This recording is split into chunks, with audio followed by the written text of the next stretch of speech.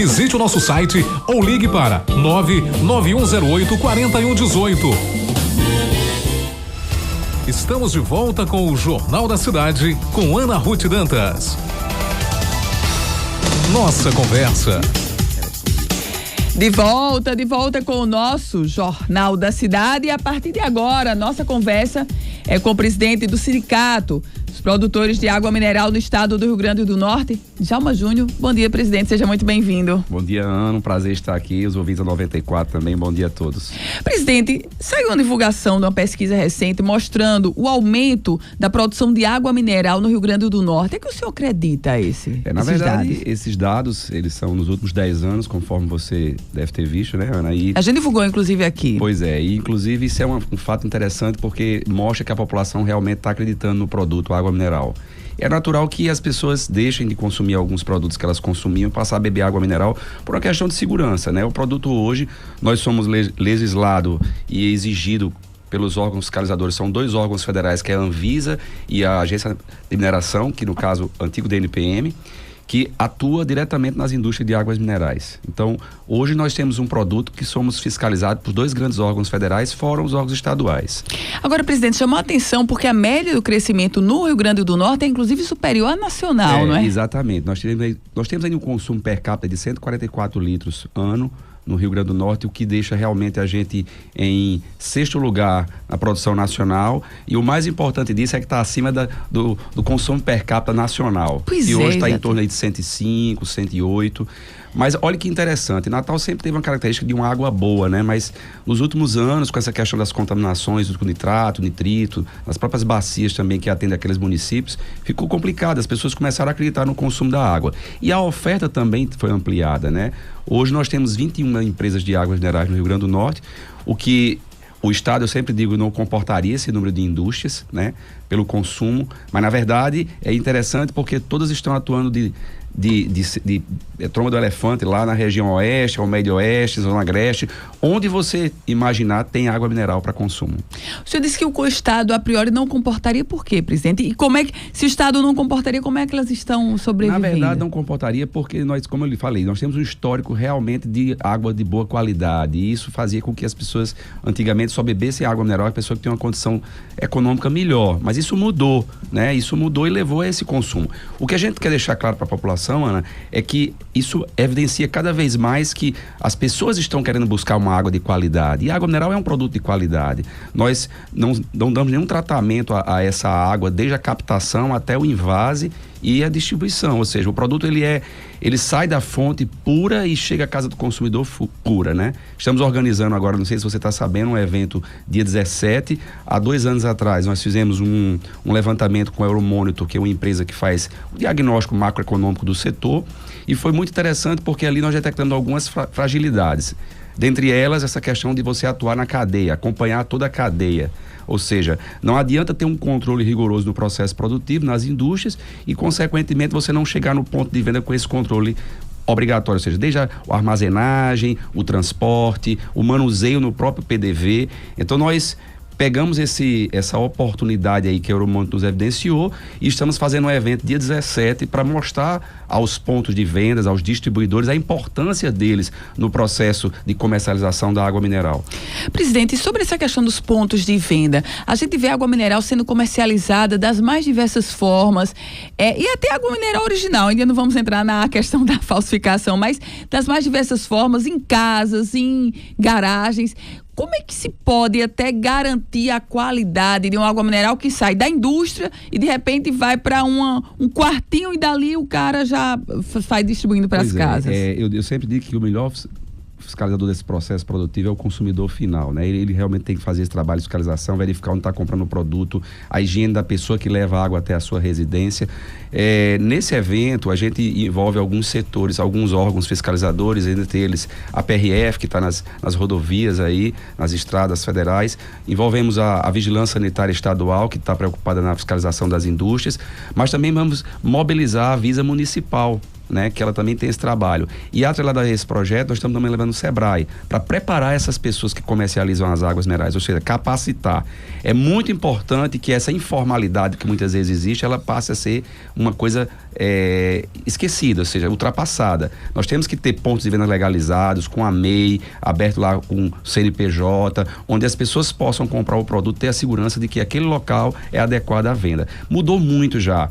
Nós tivemos uma portaria que foi publicada pela Anvisa já há alguns anos atrás, e aí ela estabeleceu algumas regras, que a água não podia ser vendida ao sol, não podia... E, na época houve uma fiscalização intensa da própria Visa Municipal, porque quem fiscaliza o ponto de venda, Ana, é justamente a Visa Municipal, né, a Covisa. E a Visa Estadual, ela trabalha na atuação das indústrias. Então, nós estamos levando para esse evento PRF, PROCON, estamos levando a própria Visa Municipal, que é a Covisa, para tentar mostrar a esses envolvidos, que são os distribuidores e revendedores, que eles têm que se organizar para fazer com que essa água chegue à casa do consumidor da melhor forma possível, com a garantia da indústria.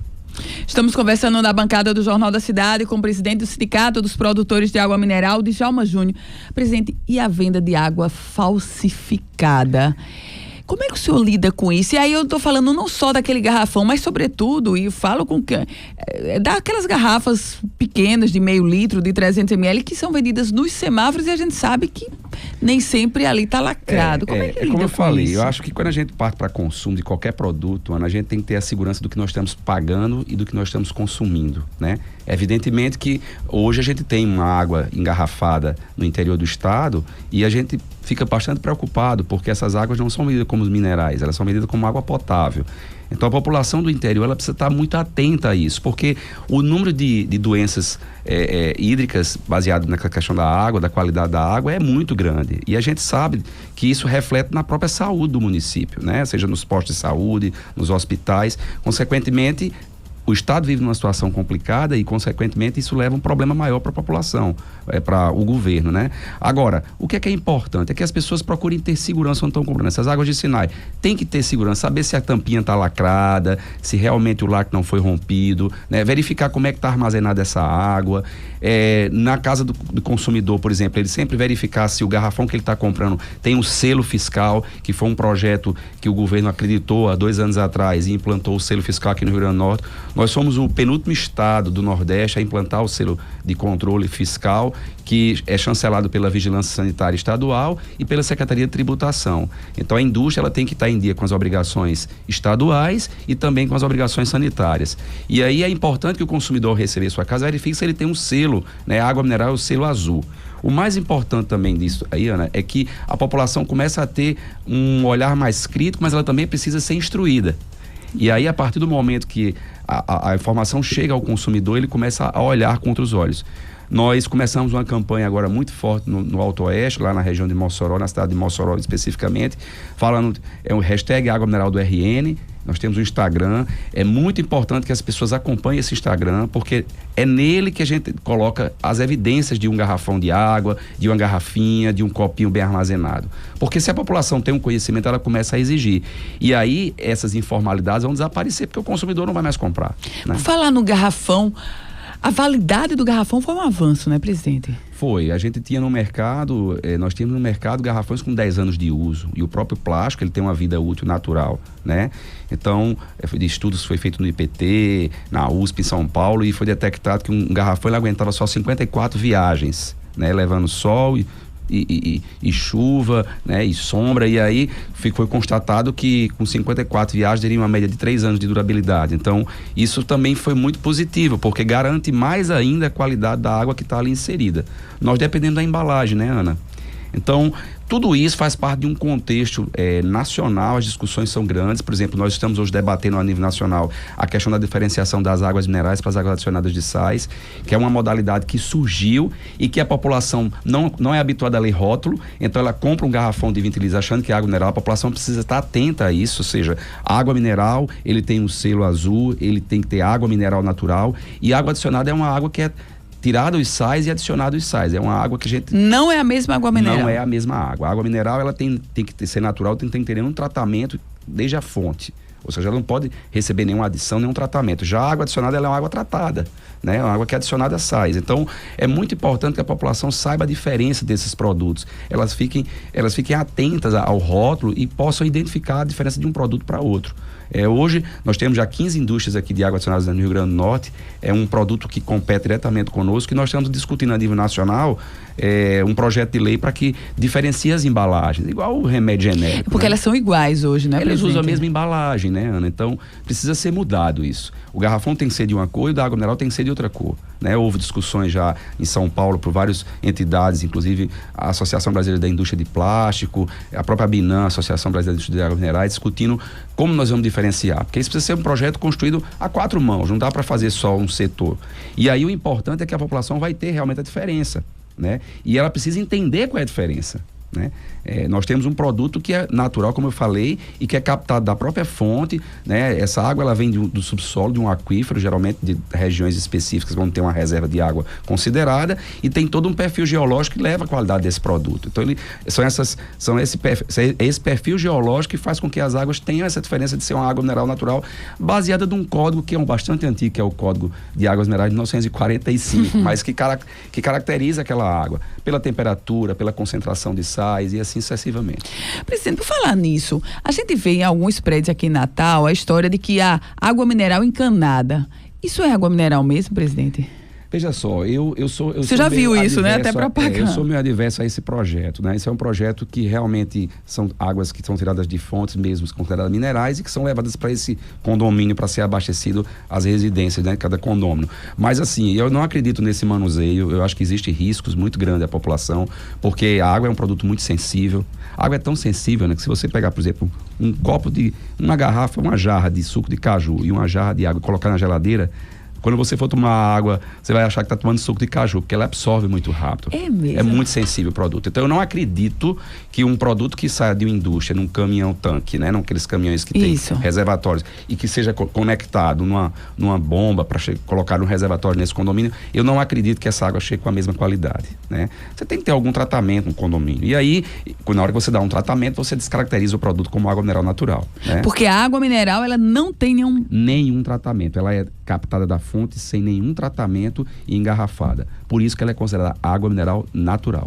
Por falar em fontes, no nosso Rio Grande do Norte, continua rico de fontes de água mineral, presidente? Como é que estão esses estudos? Nós temos uma reserva muito boa, que é na região ali do Apodi, uma reserva de água muito boa, tem um aquífero ali muito grande, tanto que a Agrícola Famosa instalou lá nessa parte da fruticultura irrigada, né? Ela está na região lá e sabe a reserva de água que se tem. Nós temos algumas indústrias aqui na Grande Natal, em torno aqui na região do Parnamirim e Macaíba, existem algumas reservas interessantes. Também aqui na região também de Felipe Guerra, lá em Apodi, também tem uma reserva boa.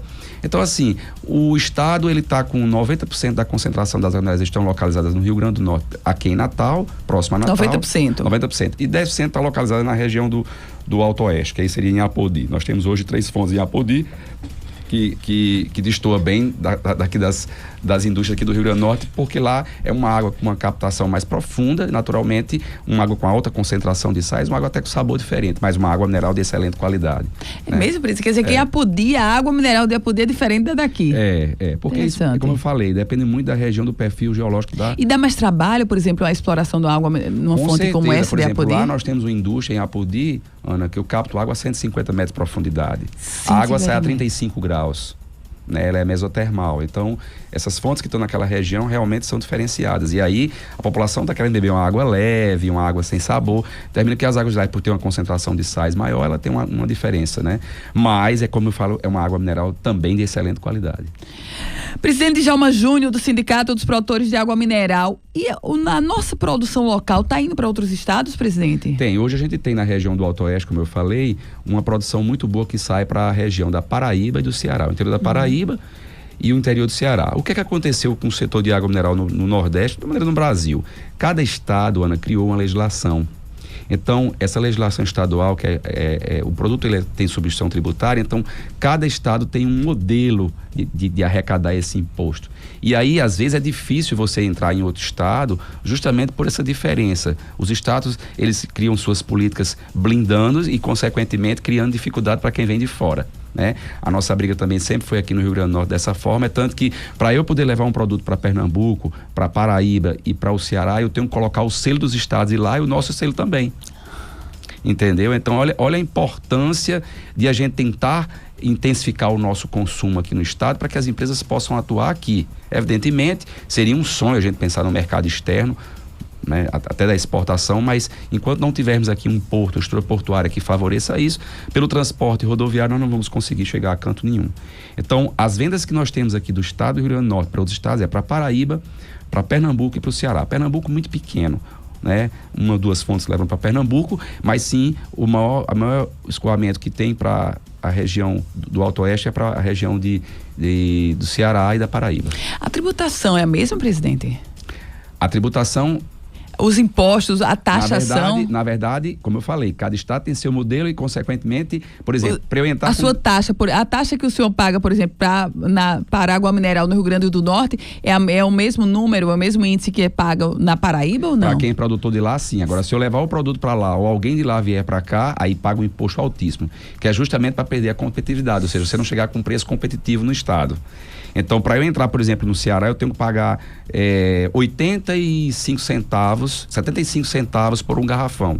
E aí, quando você coloca o custo da água, o custo do selo, os 75 centavos e o frete, chega num preço bastante elevado. E aí você perde força. Mas mesmo assim, como a concentração de águas minerais no Ceará, ela está muito mais em torno de Fortaleza, então termina que os municípios ficam desabastecidos os municípios mais distantes da grande Fortaleza. E aí, tão próximo ao Rio Grande do Norte, a gente consegue atender. A gente consegue chegar um pouquinho, né, presidente? Mas assim, já aqui é mais difícil. Você está em Natal, não tem como, né? Então a gente consegue... o pessoal das indústrias aqui locais aqui ao entorno de Natal, ela concentra a produção para o Rio Grande do Norte. Presidente, o senhor falou rapidamente sobre o Porto de Natal e eu queria voltar a esse assunto, a questão logística do nosso estado. Quer dizer, a água mineral a distribuição de água mineral necessariamente exige uma logística para o estado e, obviamente, também, se a gente falasse para outros estados, do Porto de Natal. O senhor é presidente do Sindicato dos Produtores de Água Mineral. Como é que o senhor acompanha essa questão? Bom, na verdade, faço parte da Federação da Indústria, como você também, sabe. Exatamente, da Federação da Indústria. A gente tem essa preocupação porque hoje a gente perde boa parte da nossa exportação para os estados do Ceará, através de Pecém e de Suape, Pernambuco, né? A própria fruticultura lá que tem lá na região do Alto Oeste, ela sai quase toda para o Pecém. As discussões são muito grandes. Hoje o estado, de hoje para amanhã, o estado está recebendo um grupo de chineses aí, acho que você deve estar sabendo, e vem inclusive investidores nessa área de portos, na área de ferrovias, na área de rodovias, vem um banco também aí, e a gente vai abrir algumas discussões, porque é necessário que tenha um investimento aqui no nosso estado, né? Nós temos hoje fruta, nós temos bombons, nós temos sal, nós temos um grande exportador de sal a nível nacional, e a gente precisa estruturar esses meios, né, esses modais de transporte para que facilite esse aumento da nossa produção. Quando eu falo que nesse evento nós vamos envolver a PRF, é justamente preocupada com esse transporte dessa carga que sai da indústria, saber se o caminhão está adequado, se a carga está adequada, para que não diga que o setor de água mineral está prejudicando as rodovias do Rio Grande do Norte, e sim favorecendo. Então, quando a gente traz a PRF, a gente está preocupada com isso, né? A gente está preocupado com isso. E quanto a essa questão do porto, enquanto não tiver a bancada federal, o Senado, envolvido no propósito de fortalecer a nossa escala de produtividade e, consequentemente, os meios de escoamento de mercadoria que são através desses modais, vai ficar difícil, porque o governo não consegue fazer isso só.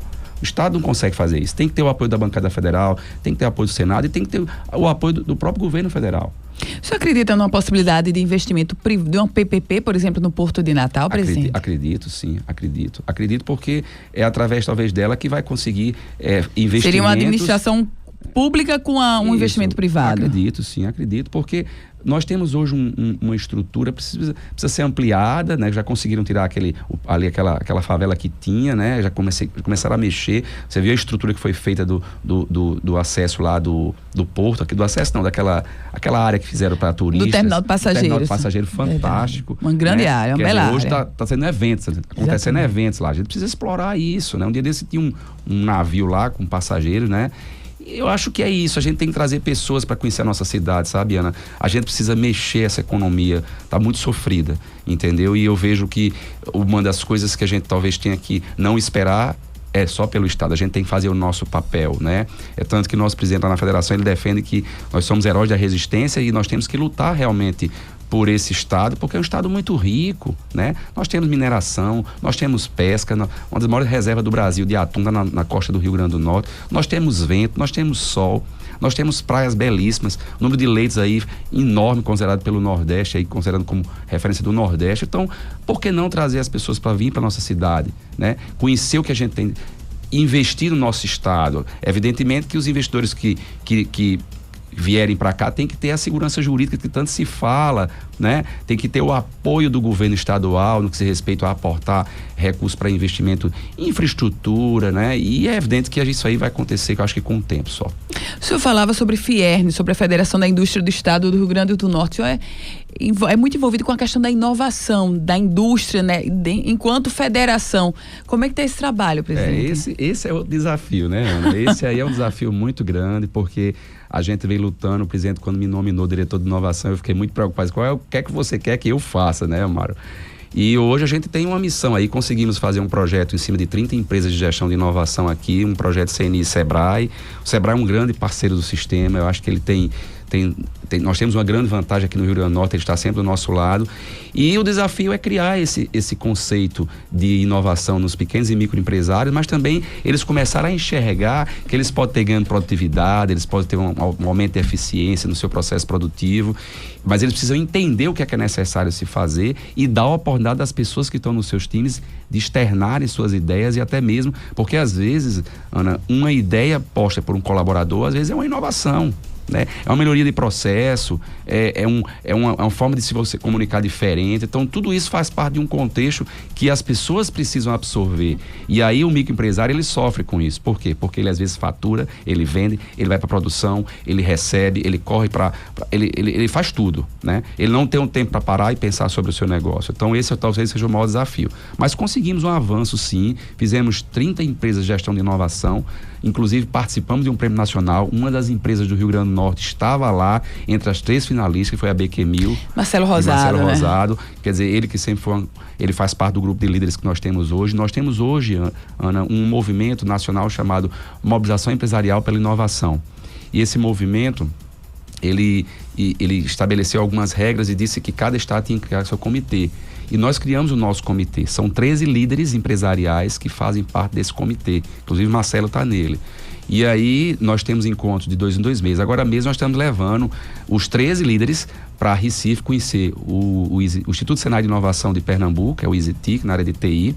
Nós estamos levando para conhecer o Porto Digital, e na volta nós estamos vamos passar pela Jeep, para conhecer a fábrica da Jeep.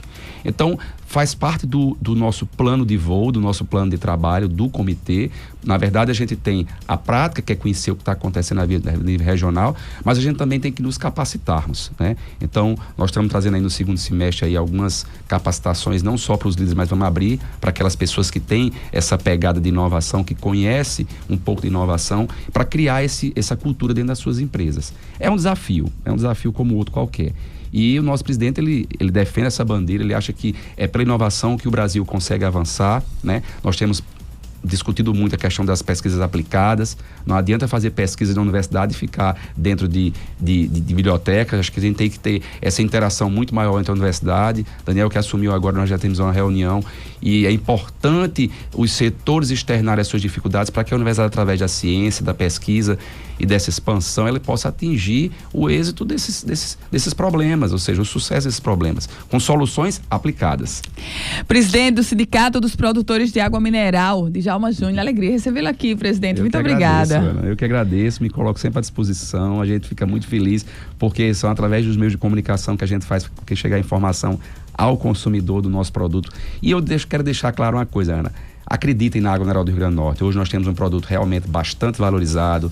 Nós estamos trabalhando com toda a cadeia, as indústrias estão muito organizadas, né? Essa questão do selo, do sistema monofase de tributação deu uma oportunidade aos empresários pensarem de forma profissional nos seus negócios, criarem um ambiente competitivo, e evidentemente que eles precisam realmente pensar nessa cadeia. E esse evento que nós estamos fazendo... Dia 17. Eu queria deixar até o telefone aqui, Ana, porque eu acho que é importante... para as pessoas que quiserem fazer parte desse evento. A inscrição é gratuita, individual. Elas podem ser pelo WhatsApp 988810093, 88810093. Esse é o telefone do sindicato. A pessoa pode mandar um zap e aí eu convido todos os revendedores de água, os disque entregas, os mercadinhos que vendem água mineral. Nós vamos entregar um material gráfico falando da importância de como armazenar o produto do ponto de venda. Ganha a população, ganha os comerciantes, ganha todo mundo que está envolvido no processo. Presidente, rapidamente, chegaram 2 mensagens aqui de perguntas para o senhor. Uma é do Márcio Eugênio. Ele está me perguntando o seguinte: quem é responsável por receber as embalagens que estão sendo vendidas? As embalagens que, no caso, chegam ao consumidor final, quando devolve, é o próprio ponto de venda, é isso? Ele fala dos garrafões? Dos garrafões. Acredita aqui que ele fala dos garrafões. Na verdade, com essa questão da legislação dos garrafões aí dos 3 anos prazo de validade, né, Ana? O consumidor que deveria comprar o garrafão, mas ele termina não comprando. Então, quem tem que realmente cobrar do próprio... o próprio consumidor tem que cobrar do ponto de venda. Se ele é fiel ao ponto de venda, ele pode criar uma identificação desse garrafão e, consequentemente, passar para o ponto de venda. E, consequentemente, o ponto de venda passa para o distribuidor, que chega à indústria, né? Um outro ouvinte chamado Levi, no Tirol, ele diz o seguinte: foi comprar uma água mineral ontem, um garrafão, e estava sem o selo. O que é que ele faz? Se foi garrafão de 20 litros, ele tem que fazer a denúncia. O garrafão de 20 litros tem que ter o selo. O garrafão de 10 litros, ele tinha um selo, mas o Estado do Rio Grande do Norte, através da Secretaria de Tributação, ela aboliu o selo de 10 litros. Então, hoje, a obrigatoriedade é só no garrafão de 20 litros. Esse selinho, ele vem no lacre do garrafão e ele precisa ser verificado se ele tem o nome da indústria que está lá, que tem que ter o nome da indústria, da marca que ele está comprando, como a tarja azul. Ele faz a denúncia onde, presidente? Ele faz a denúncia na Vigilância Sanitária. Presidente Djalma Júnior, muito obrigada. Eu agradeço demais, Ana. Prazer lhe ver mais uma vez aqui, né? Mandar um abraço para meu amigo Semi, que está aqui sempre de meio-dia. A outra que deve estar ouvindo também, Elaine, Candice, todos que eu tenho o maior apreço e são amigos do coração. Muito obrigada, presidente. Fran Rodrigues, 8h30, e a gente vai ficando por aqui em mais uma edição do nosso Jornal da Cidade. Final de mais um programa, Ana Ruth. Boa entrevista, bastante esclarecedora aí para todos nós, né? E aí, eu volto, se Deus quiser, juntamente com você amanhã cedinho, 7 da matina, aqui em mais um Jornal da Cidade. Fico até as 10h30, viu? Trazendo a melhor programação musical. Isso, Ana Ruth. A você, meu caro ouvinte, um ótimo e produtivo dia. Muito obrigada por sua companhia. Eu trouxe hoje Fernando Sabino e ele diz assim: quando era menino, os mais velhos perguntavam: o que você quer ser quando crescer? Hoje não perguntam mais. Se perguntasse, eu diria que quero ser menino. A você um ótimo dia. Muito obrigada por fazer deste o programa líder de audiência no horário. A gente volta a se encontrar, se Deus quiser, e Ele há de querer, amanhã às 7 em ponto. Você acabou de ouvir Jornal da Cidade com Ana Ruth Dantas. Oferecimento Sicredi, gente que coopera cresce. Rio Center, tudo pra família. Centro, Mega Store e Natal Shopping. ZYD 511, Rádio FM Cidade do Sol Limitada, 94,3.